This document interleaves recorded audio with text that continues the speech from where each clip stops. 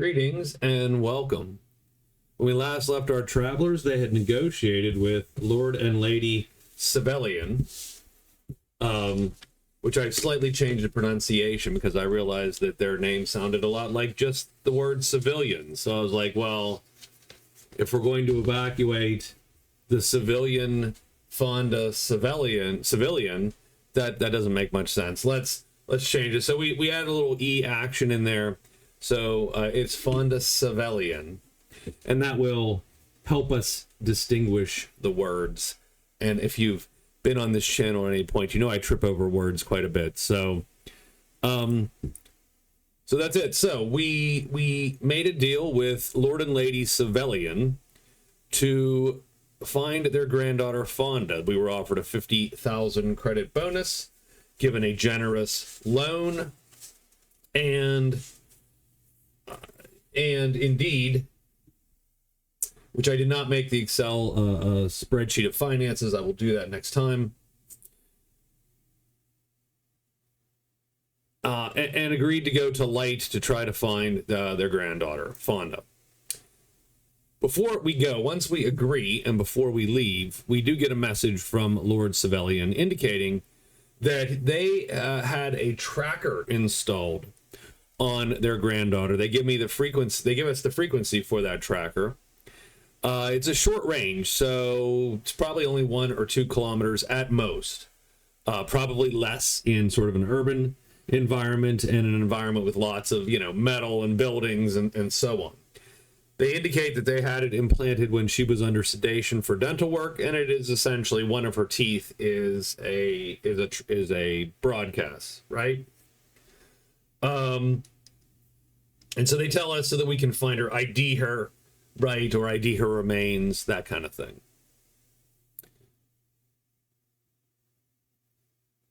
And I think really, I think that's it for the most part. I think we are at that point ready to go. So welcome to episode 8, Finding Fonda.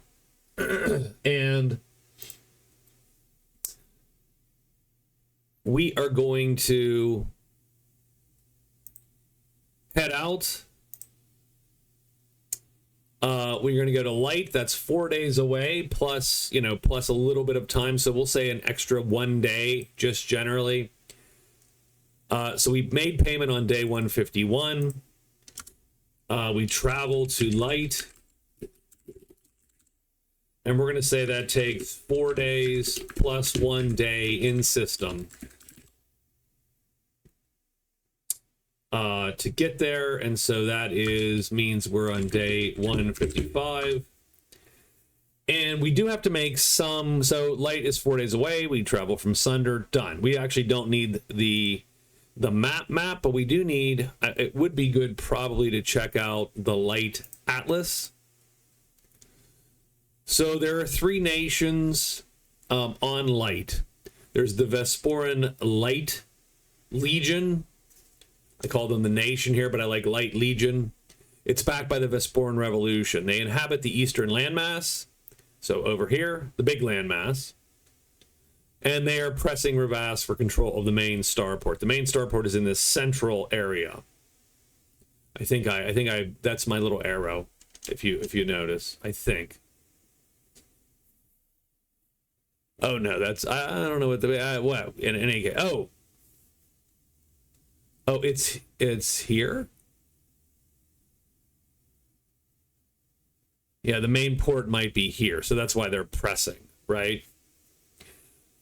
We should put the school somewhere. It's probably near the main starport, and so that's why they're pressing. So that's the danger, right? So we're going to put the starport somewhere around there. It's in this region here by this inland sea, this inlet here. Yeah, there we go. Ravask also controls the main starport on an inland sea. Done. Significant channel that connects. I did draw it on it connects to the rest of the ocean. And they use their warships to protect the port. They have control of the wet navy. So Ravask is the imperial a nation. They are an imperial sympathetic nation. Obviously, that means that the Algiers alliance is sympathetic to them, typically. And so we're going to put the school somewhere like just right around here. So it's very close to the starport. It's very close to the main city, right, and so on. And the Vesporan attack has pressed down here in primarily this region. Ravask has 3 patrol frigates and 6 additional ships grounded to avoid the Vesporan navy. So when we get there, that's the first thing we're going to try to figure out, right? First thing we're going to try to figure out is where do we end up in system, and what is the presence of the Vesporan navy at that moment? Now, remember, the Vesporan Light Nation, that's self-named, is not part of the Vesporan Revolution. They're just heavily backed by the Vesporan Revolution. So it's a little bit of a political, like it's a little bit of a proxy there. Let me pull out the primer.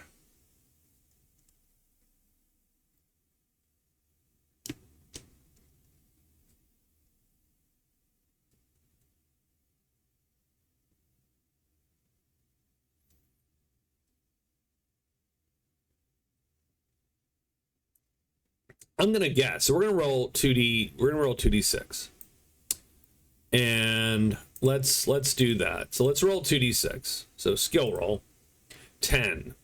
That's pretty high. Ultimately, we appear in the far system. So we're gonna make the astrogation check just to see. So 8. I'm gonna say that's probably an effective 2. So we can subtract 1 from this. So 9. So we appear in the near system. So we're not right onto, we're not 100 diameters away. We actually appear a little bit out. So probably somewhere in the vicinity of, L4 or L5, or in and it's hard to see. I know it's hard to see. I apologize. We probably either appear in the vicinity over here or somewhere here, right? So it's going to take us a few hours at speed. Our ship is pretty fast, so it's a thrust 4 ship, so that's pretty good. So anytime we find in the primer is half. Let's pretend near system is going to be a 37-hour trip typically. So let's say it's about 16 hours, 17. Let's say 16 hours. Let's say it's a 16-hour trip to get from wherever we end up to light. Okay. But we are going to take a scan or two, and we're going to take a quick look. But first thing we're going to do is roll. Let's roll a d12. What is the presence of the Vesporan Navy? 12 is going to be a lot of a fair presence. 1 is going to be almost no presence, or no presence actually, of just actual Vesporan. 6. Okay. Let's say they have, remember there's 2 patrol frigates here, so are they trying to blockade light? Are they trying to put an effective blockade on light? Let's say 12 will be yes, so let's say 50-50, 7 plus. No, they are not blockading light. I'm going to put that, so I'm just going to put them 1 to 12. So on 12, they are at the farthest reaches of the system. On a low number, they're in the inner system. 12. Wow. So the Vesporan Navy, they're not going to be 47 AU out. So we're going to put the Vesporans out here. Why, I wonder? Something to do with this rock ball. Don't know why. But the Vesporans are here. So on good news, they are probably nowhere near us in terms of like interdicting us to not get to light, right? If they were on, if they had, we rolled that 50%, they're probably in orbit, and so we would have to talk our way past them. In this case, I'm going to say that we have our patrol frigates, so the Ravascan PFs are here. They're in orbit around light. I'm just going to say 50-50. Did we end up close in the inner system? Yeah. We ended up in that interstitial area just here. So probably something akin to 7AU out or something of that nature.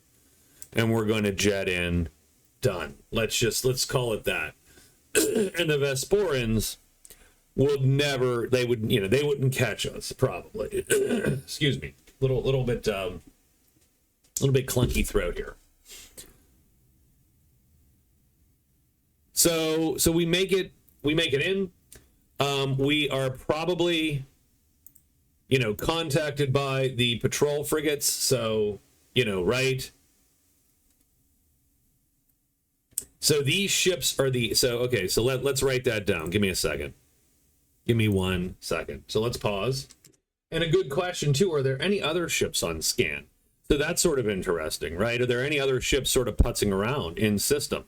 So we have the Vesporans out at L7. We have the patrol frigates orbiting light. Are there any other ships in system right now that we can see? Let's say a 6 or above? No. So it's quiet otherwise. So maybe it's almost abnormally quiet, right? In a weird way. Like we're like, wait, there's no transports. There's nothing. We're it. It's us and these two forces. Now, a lot of the Vesporan ships are probably small. But if there's like 6 to 8 of them, maybe they think they can take down one of these patrol frigates or both these patrol frigates in a fight. And maybe they think they can gain control of the sky over light. Ooh, maybe they're mustering for an attack. So nonetheless, we're going to get, as we head in, we are going to get pinged by the ISS Casaro. And so they're going to give us, right? NTS Badger. This is the ISS Casaro. Now it's interesting because these guys are still flagged under the Imperial, right? They're under the Imperial Navy, so they consider themselves part of the Imperial Navy.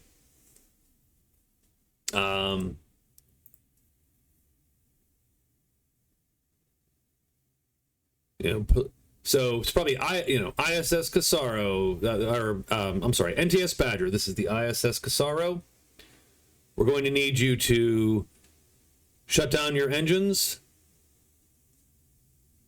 and report your flight path and, your flight plan, cargo manifest. So they're not going to board us necessarily, but, what is your purpose on light? Give us the rundown.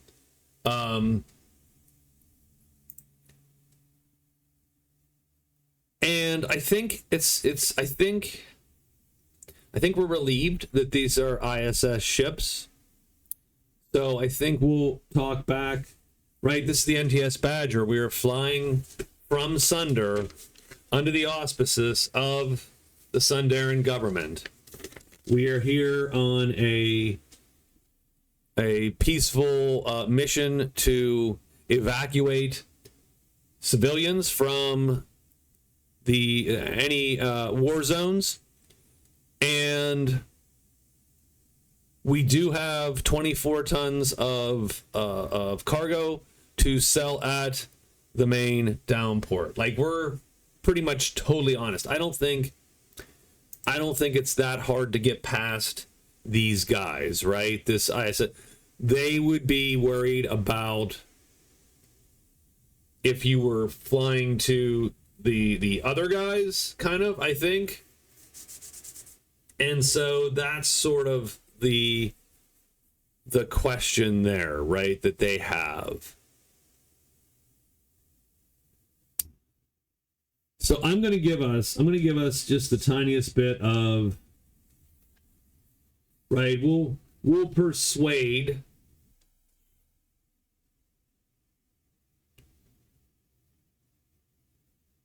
maybe Thomas will, with his +1 social, have the tiniest bit of, I mean, he can't pull noble rank because he's not really of a noble rank, but he could,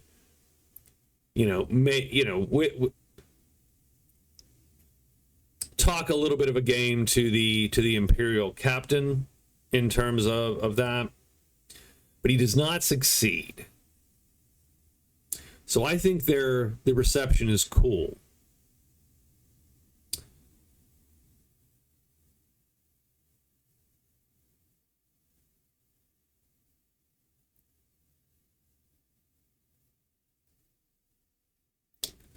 And maybe he's worried that this is some kind of scout, right?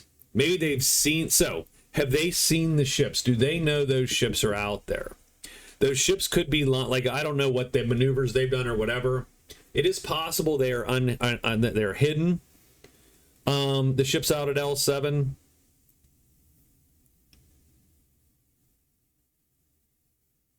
Heck, did we see them? So that's a good question. So I'm going to say, has there been any, have they maneuvered much, or have they mostly come in, right? That kind of thing. So on a 12, I'm going to say they've been super quiet. On a 1, they've been noisy. 8, they've been reasonably quiet. I'm going to make skill rolls for us, our sensors. Yeah, we've spotted them, as have the Imperials. So I think the Imperials are a little nervous, and maybe they think that we are a scout ship or some kind of spy or whatever. So, seeing as how it'll take many hours for those guys to reach them, they're going to say, we're going to need you to stand down and power off your engines, please. Prepare your airlock for a boarding party. So they're going to board. And I don't think this isn't a big deal. I think Zach's like, okay, we're good. Remain calm. We told them everything, right? I think the Imperials are going to board. So essentially we pull up into some kind of, stationary orbit with this patrol frigate. They come up alongside and they're going to board us. And the whatever officer, probably the first officer, is there along with a set of Marines, right? So there's they would not let us get the better of them. So it's like 8 Marines, and maybe the first officer is there, and it's Lieutenant Vasco, right? And he is he's got his Marines, and they do a cursory search of the ship. I'll roll just again for the reaction sort of thing, and I don't think, because they're not going to find anything. We don't have anything. We are flying under the auspices of the Sunder government, so I think they would take that positively. So I don't think this is a big deal. I just think they were checking for anything like, oh, were we shipping weapons, or were we something that they'd be like, well, hold on, this is untoward. So I think the lieutenant shakes our hand. He we do maybe try to ask what the situation is down at the starport. you know, and he's going to tell us that the starport's still operational, and the forces of Ravask still hold the starport. They have beaten back the forces of the Vesporan Light Legion. It's only a matter of time before those bastards try again, but we did give them we gave them what for? So since the Ravask controls the Wet Navy, they probably have a pretty good air superiority too over with and so on. And so I think they beat back the ground and air assault, trying to sort of put pressure on the starport. So for the time being, all is well. So they're going to give us leave to go and land, and that delays us a tiny bit. I'm going to say between the 16 hours. That'll probably add an extra day in system. So it'll be day 156 when we finally... 4 days is day 155. Day 156, we actually land.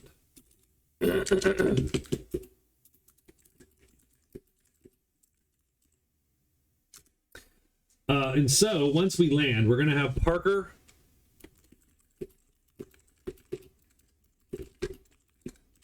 try to sell the goods.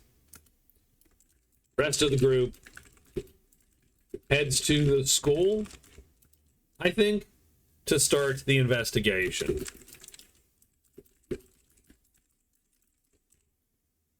But before, well, I shouldn't say that. Before that, before we head out to the school, we will do a cursory check of the starport. Okay, so the starport has taken some minor damage, maybe 1 or 2 landing pads. So it's a ground port. It's a Type C port, so it's sort of shitty. It's mostly flat pads. There are probably,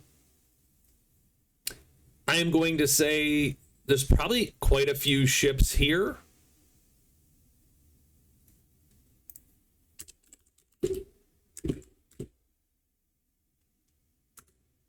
So there's 5 ships plus the other ships that are already known to be down here. I think 5 or something like that. Let's see. Oops, nope. Womp womp.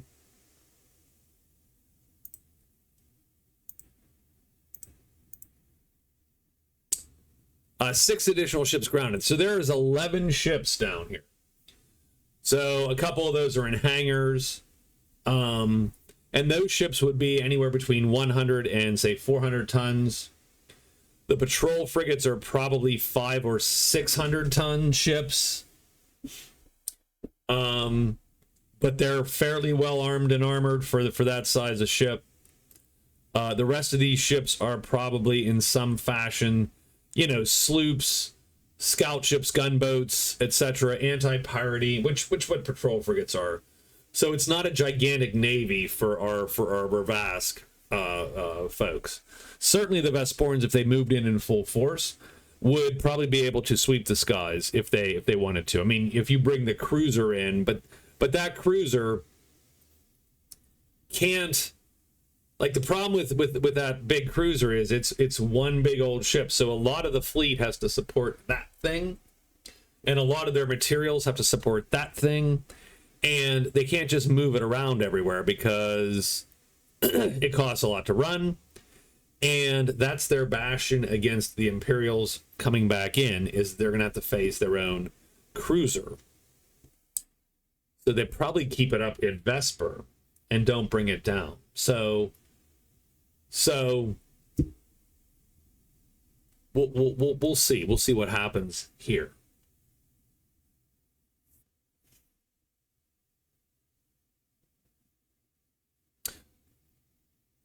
But nonetheless, we are on. I'm sorry, I'm yelling at the mic here. Nonetheless, we have arrived at the starport, and we should check the starport. So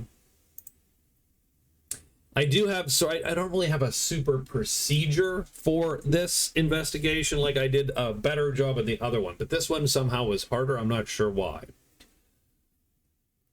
But what I'm going to say is, so we're going to do a couple things real quick in the starport.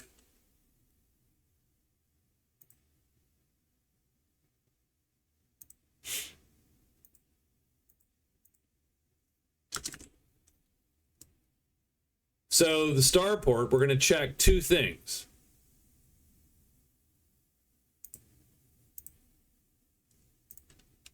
Is she there? Like, is she literally there? Like, oh, you're just sitting there. Okay. I mean, not like we don't, I'm saying, I'm not saying is she just sitting there. I'm saying, does the tracker ping her there? Now the starport is probably fairly big. There's a lot of distance, so she could be a lot of places. Now that would be weird and super lucky if all of a sudden I just roll a 1. It's like she's in the damn starport. Wow, we just found her, sort of, right? I don't think that's going to happen, but let's see. A 1 in 12 chance. Is she there? She's not there, so we don't get a ping. So I say the group goes to security, and right there's right the gruff security forces there, and we will explain our situation, and we'll have probably Thomas explain that we're private investigators. We're working for Lord and Lady Civilian of Sunder, and we're trying to find their granddaughter who was supposed to get on the Amelia. So is there a clue? So local, what? I've is it literally 12-point font? Is that what I've been using for this? God, that's a gigantic font. Why would I ever use a 12-point font? Like, that doesn't make any sense. Okay. So the local starport security.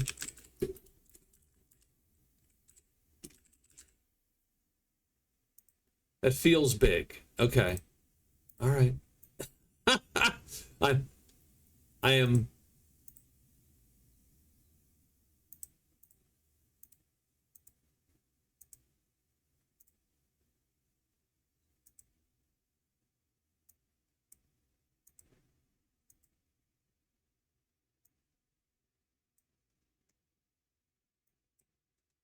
The local starport security. Let's see. We'll do Sergeant.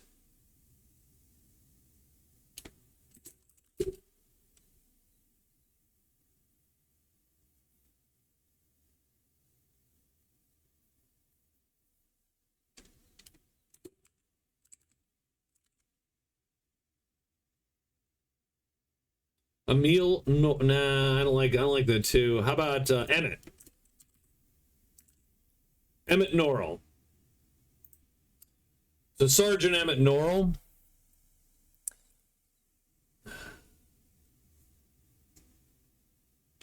How fit and firm is Emmett? He is. Oh yeah, it is a young man. So Sergeant Emmett Norrell. He's a young man, enthusiastic, thorough, right? He is on his job, and I'm gonna say, so we're gonna roll our persuade at a +2. We will pull our social standing a little bit. 8, 9, 10. I think our guy here is quite happy to help us. He's like, why certainly I'll help. And he remembers the Amelia. I'm going to put this side by side instead of continuously swapping back and forth, flipping that one behind. He remembers. The NTS Amelia. Yes. It was quite the big deal. There were like, I mean, it wasn't a big ship, but there were like 20 or 30 of those young, well, well-dressed imperial sort of noble, right? Because it's all the sons and daughters of rich people and nobility and business people. So it was like a fashion plate running through here, right? He says,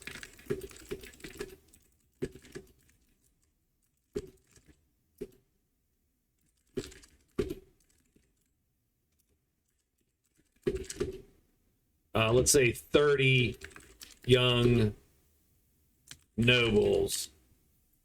Oh yes, no. In security, we were very involved in security. So, right, they probably arranged the pickup.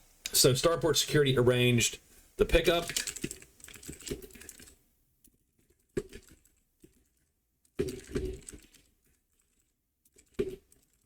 From the school, and so on, and guarded the kids throughout. So was there any discrepancies? Was there anything out of the ordinary? I'm gonna make a skill roll, just a rough skill roll for Sergeant Emmett here. 10. No, everything went smooth. The plan was good. We got those kids out of there quick.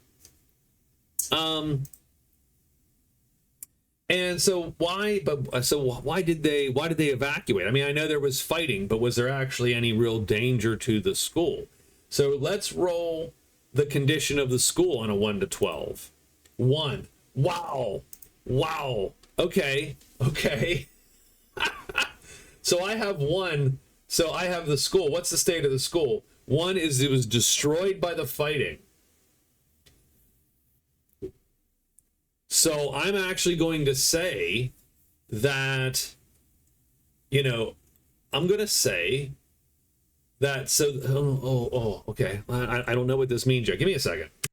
So I'm going to put the school, with that information, I'm going to put the school right, like, uncomfortably close to the border.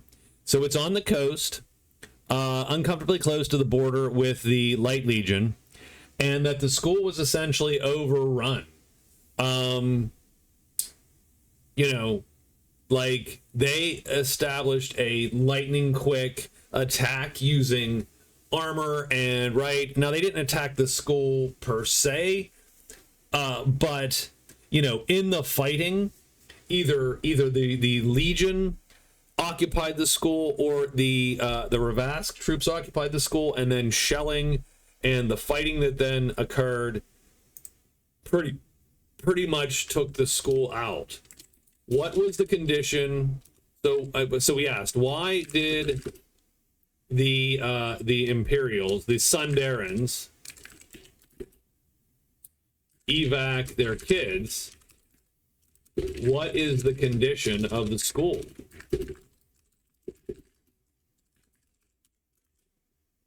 And we rolled a 1. Totally destroyed in the fighting. It was at the point of attack and occupied. So who was it occupied by? Let's 50-50 this crap here. Let's do it. So 1 to 6, it was the Vesporans. Occupied by the Vesporan Light Legion.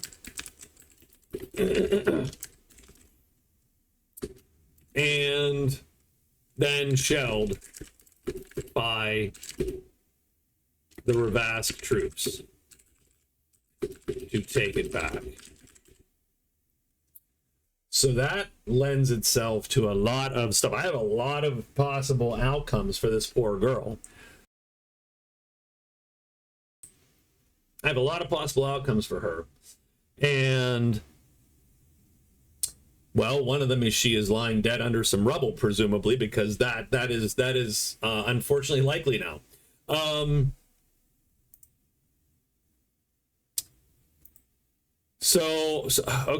Okay. So I think we're going to ask Emmett Norrell. So did you see this? So we obviously got a picture. Did you happen to see Sergeant Norrell, you seem like a very, very, very thoughtful guy, very observant. Was this girl in your security detail? Like, was she on the bus? Was she, I'm going to say it's unlikely, though. I'm going to say it's not super likely. I'm going to say that on a 10, 11, or 12, okay? 8, no. Was Fonda civilian among the evacers? No.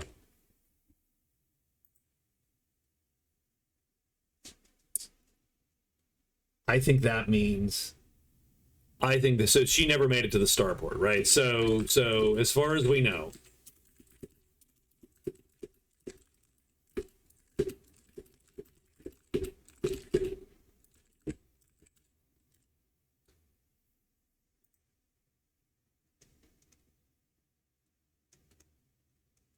now I have a 2 in 12 chance if there's a clue or something of that nature. I mean, this might be the clue. I did get a 1. Okay. I got to figure out what the clue is, but there is a clue. So I had a chart here in case we made it to the school. What was Fonda studying? And on a 1 to 6, I put journalism. I put a bunch of other things, but on a 1 to 6, I put journal. So she was a journalism student. So I'm going to say that the clue was that the sergeant remembers. Oh, no. Yeah, she wasn't at the starport, but I remember seeing her on the heaviest day of fighting.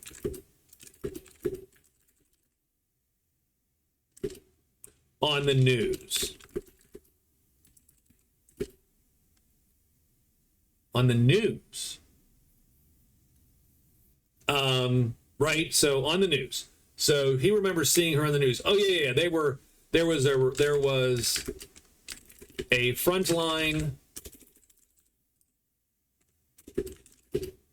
report, and right? And I don't know if it was just eyewitnesses. Was she an eyewitness? Was she the one reporting? Let's give it like, let's just say on a 5 through 12, 10. So, and she was the one reporting, the person. So maybe they actually somehow, either she got a hold of the news, or they got a hold of her, and she was on the scene. She was the one reporting from the scene. Uh-oh. Right? She was the one reporting from the scene. So she's right. She was right there. Okay.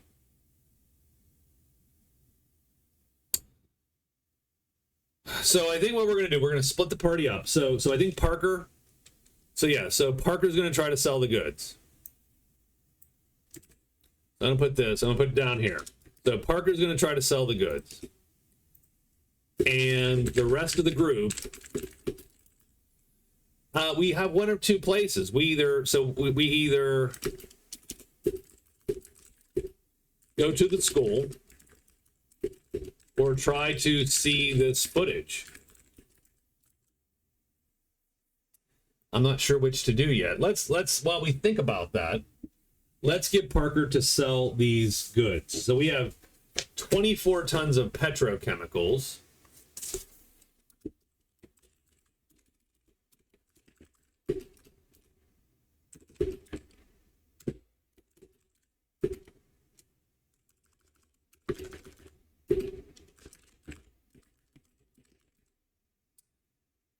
At base price of 10K each. Okay, so let's go with that. So let me get the Magical Traveler book out here.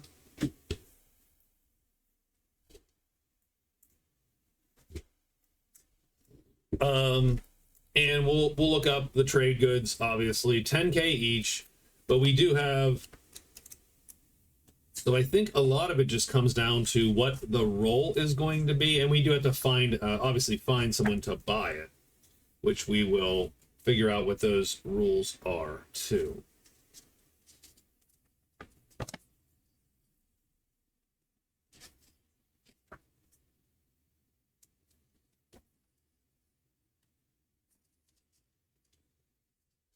So we have to find a buyer. So it's average broker. Got it. Okay. So it's an average broker check or Parker. Parker is broker 1. Education we can do. So we get +2. Can we find a buyer for these goods? 7, 8, 9. Yes, we can. It's going to be 1d6 days in a day. So he will that day find a buyer. So Parker has found a buyer.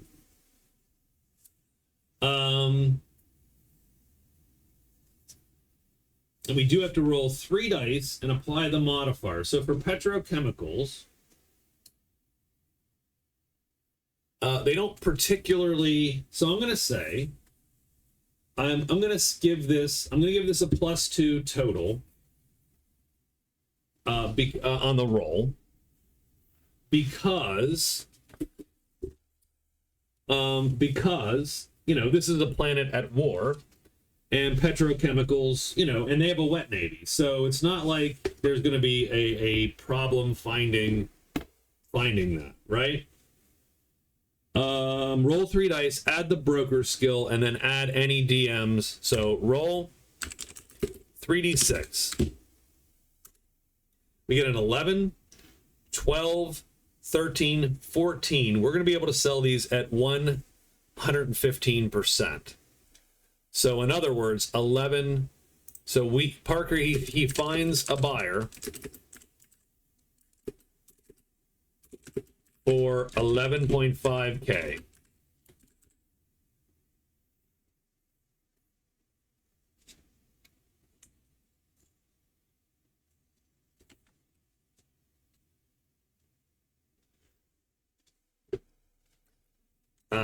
So let's get the calculator out here.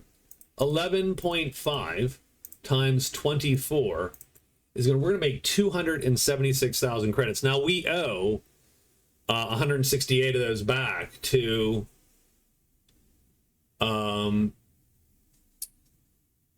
we owe somewhere here, right? Did we not? 168, 5% interest. 5% interest is we could have wrote that down. That would have been nice. It is 16.8, 8.4K.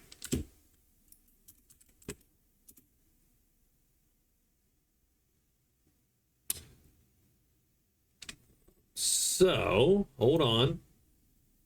So we're gonna have to pay back 168, and we're gonna have to pay back 8.4.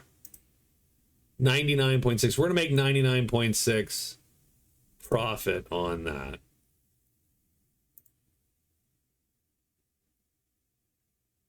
So not bad at all. That's good stuff. That's good stuff for the team. That will give us a little bit of breathing room in terms of those damn payments that we have to make.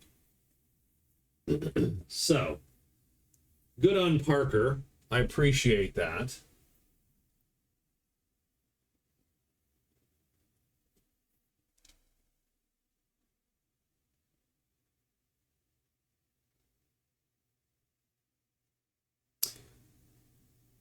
And so I think what we're going to do is we're going to head to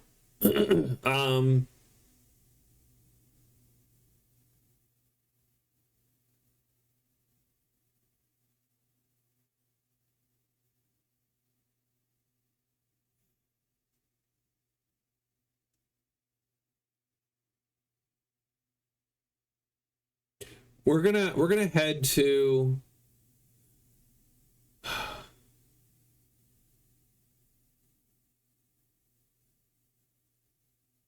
let's check out the footage first. So the rest of the group decides to check the footage.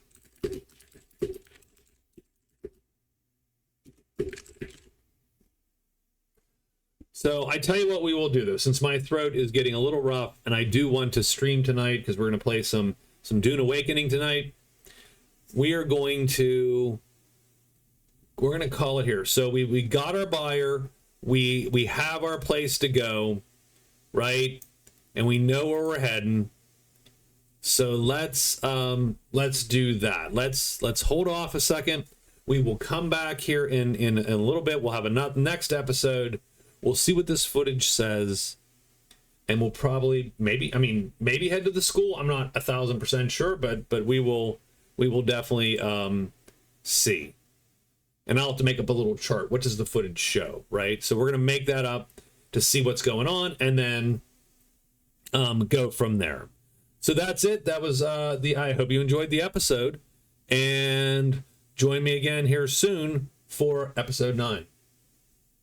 Thank you.